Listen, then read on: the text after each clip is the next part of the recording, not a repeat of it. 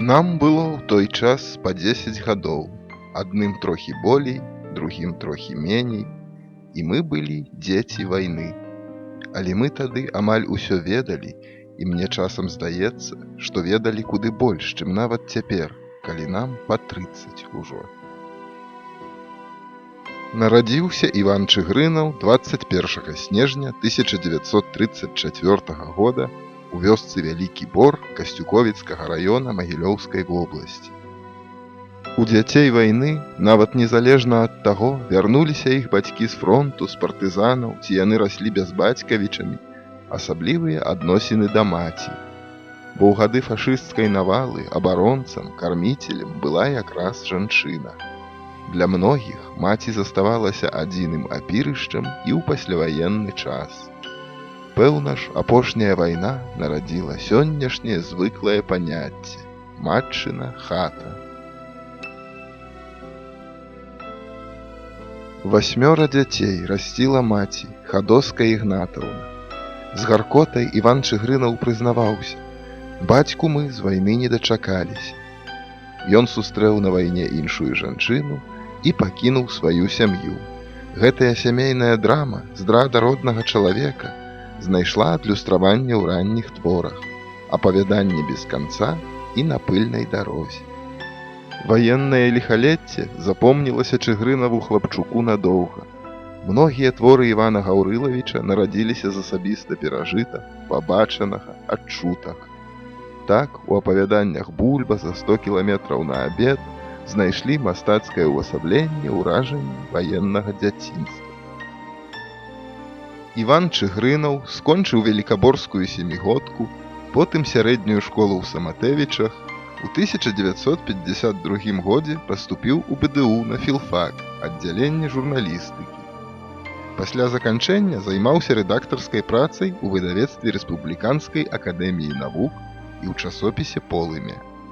Ён разглядаў гэтую працу як працяг універсітэцкай вучобы. Рэдагаваць даводзілася навуковыя кнігі па музыцы і кіно, этнаграфіі і фальклору, сур'ёзныя літаратуразнаўчыя даследаванні.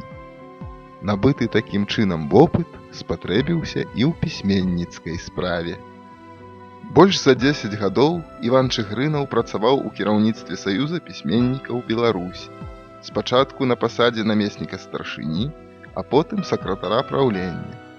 З 1987 года ён узначальваў Беларускі фонд культуры. Як член дэлегацыі БССР удзельнічаў у рабоце 33-й сесіі Генеральнай асамблеі ААН. Быў таксама галоўным рэдактарам часопіса «Спадчына». Выбіраўся дэпутатам Верхоўнага Савета БССР. Яшчэ са школьных гадоў Іван Чыгрынаў быў добра знаёмы з Аркадзем Куляшовым. У тую пару Іван Гаўрылавіч пісаў вершы і друкаваў іх у раённай газеце. Куляшоў чытаў тыя вершы, і яму падабаліся яны.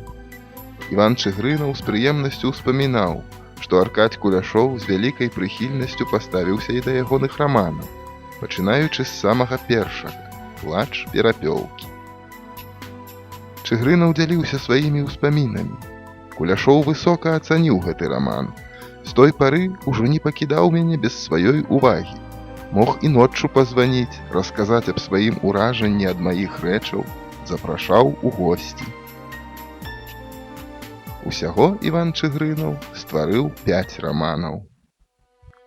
Атрымалася эпапея пра вялікую айчынную вайну, пра тое, як жылі беларусы ва ўмовах нямецкай акупацыі, як змагаліся яны супраць фашысцкай набрыдзі. Гэты раманны цыкл і стаў самым маштабным мастакоўскім дасягненнем пісьменніка. У канцы 1980-х вядомы беларускі рэжысёр Ігар Дабралюбаў паставіў шматсерыйны фільм «Плач перапёлкі». Па словах Людмілы Прохараўны, жонкі пісьменніка, Іван Гаўрылавіч працаваў над карцінай і ўладкоўваў усё разам з рэжысёрам. Жыў тады пад Ракавам на Іслачы у пісьменніцкім доме творчасці. І фільм яму падабаўся. Людміла Прохараўна Чыгрына ў сваіх успамінах расказвала: Іван пешшу прайшоў па ўсёй Беларусі з рюкзаком, кацялком, Збіраў па дарозе грыбы, ягады, начаваў у людзей. Тут рэчка, тут лес, тут поле. Калі ён пісаў пра гэта ў рамане, усё ў яго было дакладна. Са сваёй жонкай Людмілай Іван Чыгрынаў сустрэўся падчас вучобы ў Белдзяржуніверсітэце. Дзяўчына вучылася тады ў педагагічным інстытуце на літфаку. Маладых аб'ядноўвалі агульныя інтарэсы. Яны любілі чытаць, размаўляць пра літаратуру. Пажаніліся яны пасля заканчэння вучобы ў 1958. Неўзабаве Іван Гаўрылавіч і Людміла Прохараўна сталі бацькамі двух дачушак – Тацяны і Алены. Станоўчы ўплыў, як своеасаблівыя арыенціры ў пісьменніцкай працы зрабілі на Івана Гаўрылавіча «Вайна пад стрэхамі» Алеся Адамовіча і «Людзі на балоце» Івана Мележа. Чыгрынаў заўважаў, Адамовіч вабіў сваім падыходам да вайны, а Мележ паказаў, што вось так, такой мовай, такім стылем, выкарыстоўваючы жывую гаворку герояў, можна пісаць раман. І сама назва «Людзі на балоце» прываблівала. У адным з інтэрв'ю пісьменнік сказаў: «Кажуць, што Напалеон таксама называў нас балотнымі людзьмі. А з Мележам мы дружныя былі, асабліва ў апошнія гады. Не з кожным можна было гаварыць так шчыра, зусім шчыра». Мележаўская традыцыя ў раманнай прозе Чыгрынава адчуваецца найбольш моцна. Іван Гаўрылавіч падкрэсліваў: «У мяне чалавек хутчэй не на вайне, а ў вайне. Яна даставала ўсіх, а жыць усё роўна трэба было. І людзі жылі пры той жа акупацыі, куды ім было дзецца. Пра гэта я і пішу. Пішу так, як было». Акрамя працы ў мастацкай прозе, Чыгрынаў з поспехам выступаў у драматургіі. У 1993 годзе выйшла кніга яго п'ес «Звон не малітва». Сур'ёзна займаўся Іван Гаўрылавіч і літаратурнай крытыкай. Крытычныя працы яго ніколькі не саступаюць працам самых уедлівых навукоўцаў. Вельмі глыбокі пісьменнік, неардынарны ва ўсім, Іван Чыгрынаў быў далікатны, вельмі чулы, поўны дабрыні і спагады.